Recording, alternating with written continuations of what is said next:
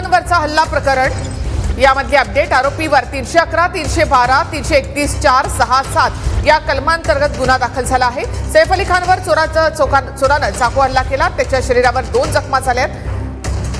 तर लीलावती रुग्णालयामध्ये त्याच्यावर शस्त्रक्रिया झालेली आहे आणि हा चोराचा चेहरा जो आहे तो सीसीटीव्ही कॅमेऱ्यामध्ये कैद झालेला आहे। पायऱ्यांवरून उतरताना हा चोर या सीसीटीव्ही कॅमेऱ्यामध्ये कैद झालेला आहे। आरोपीचा हा पहिला फोटो सध्या समोर आलेला आहे। पायऱ्यांवरूनच हा चोर सैफ अलीच्या घरामध्ये गेला होता असं पोलिसांनी म्हटलेलं आहे आणि हा चोर बाहेर पडत असताना सीसीटीव्ही कॅमेऱ्यामध्ये कैद झालेला आहे। सैफ अली खान 12व्या मजल्यावर राहतो आणि त्या ठिकाणी दुसऱ्या इमारतीच्या मागच्या भागातून चोर सैफ अली खानच्या घरामध्ये शिरले असं पोलिसांनी म्हटलेलं आहे। सैफवर हल्ला करणाऱ्या आरोपीचा फोटो आता समोर आलेला आहे। त्याचा शोध पोलिसांकडून घेतला जातोय। यामध्ये 2 जण होते, त्यातला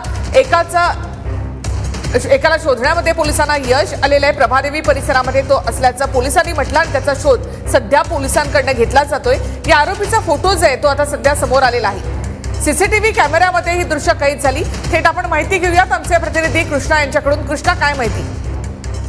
निखिला, या संशयित आरोपीचा फोटो हा सैफ अली खान राहत असलेल्या इमारतीच्या 6व्या मजल्यावरच्या पायऱ्यांवरचा असल्याचं पाहायला मिळतं आहे आणि 2:33 वेळ या फोटोवरती सीसीटीव्हीच्या कॅमेऱ्याच्या या फ्रेममध्ये पाहायला मिळते आहे। आणि आरोपी हल्ला केल्यानंतर जेव्हा खाली उतरून पळत होता तेव्हाचे हे सगळं फुटेज जे आहे ते आता पोलिसांच्या हाती लागलेलं आहे।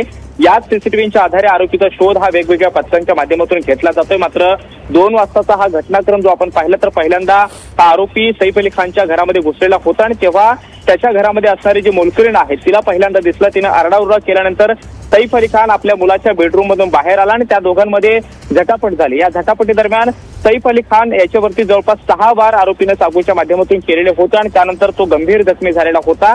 मात्र या हल्ल्यानंतर आरोपी घरातून पळून गेलेला होता। पोलिसांनी आतापर्यंत जी माहिती दिली त्यानुसार या पायऱ्यांचाच वापर करत आरोपी हा वरती सैफ अली खानच्या घरापर्यंत पोहोचला आणि तिथूनच नंतर हल्ला केल्यानंतर तो तिथून फरार झाला। चोरीच्या उद्देशाने आरोपी हा घरामध्ये घुसलेला होता अशी माहिती पोलिसांनी दिलेली आहे। मात्र आता आरोपीचं एक फुटेज जे आहे ते पोलिसांच्या हाती लागलं आणि याच फुटेजचा एक भाग म्हणून हा जो फोटो आरोपीचा पाहायला मिळतो आहे तो पायऱ्यांवरचा 6व्या मजल्यावरचा हा फोटो असल्याचं पाहायला मिळतं आहे।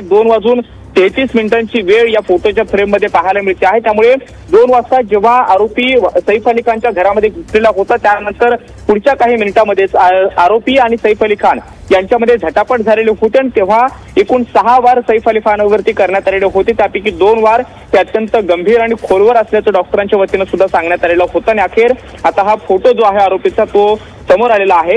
या फोटोच्या माध्यमातून आरोपीची ओळख पटवण्यात आल्याचं सुद्धा पोलिसांनी सांगितलेलं होतं। सध्या क्राईम ब्रांचच्या वेगवेगळ्या टीम त्याचबरोबर मुंबई पोलिसांचं वांद्रे पोलीस जे स्थानिक पोलीस ठाणे आहेत त्यांच्या सुद्धा वेगवेगळ्या पथकांच्या माध्यमातून आरोपीचा शोध घेतला जातोय। अखेर आरोपीची ओळख पटलेली आहे, आरोपीचा चेहरा समोर आलेला आहे आणि त्याचं सीसीटीव्ही फुटेज सुद्धा आरोपीचं पोलिसांच्या हाती लागलेलं आहे आणि या फुटेजच्या माध्यमातून सध्या आरोपीच्या मागावरती पोलीस आहेत। मात्र सैफ अली खान राहत असलेल्या इमारतीच्या 6व्या मजल्यावरचं हे फुटेज ज्यामध्ये आरोपी हा खाली उतरताना पाहायला मिळतोय त्याचबरोबर तो कॅमेऱ्याकडे सुद्धा बघताना या फुटेजमध्ये पाहायला मिळत आहे।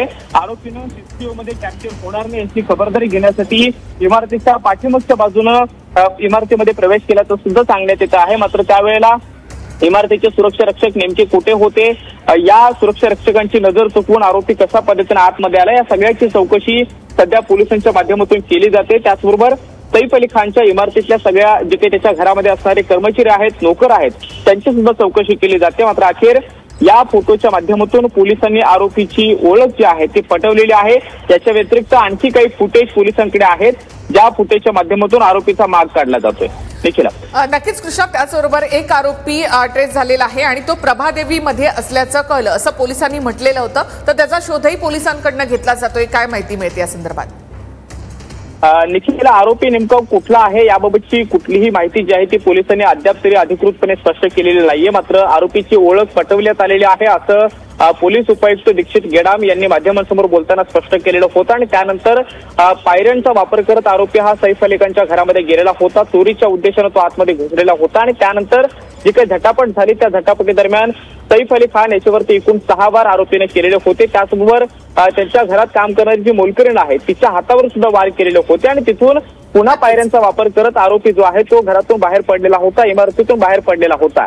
सध्या हे फुटेज आता समोर आलेलं आहे, त्यावरून आरोपीची ओळख पटलेली आहे आणि याच आरोपीचा शोध गुन्हे शाखेची वेगवेगळी पथकं आणि स्थानिक पोलिसांच्या माध्यमातून घेतला जातोय. निखिला, धन्यवाद कृष्णा एकूणच माहितीबद्दल. तर अभिनेता सैफ अली खान चाकू हल्ला प्रकरण यामध्ये एक आरोपी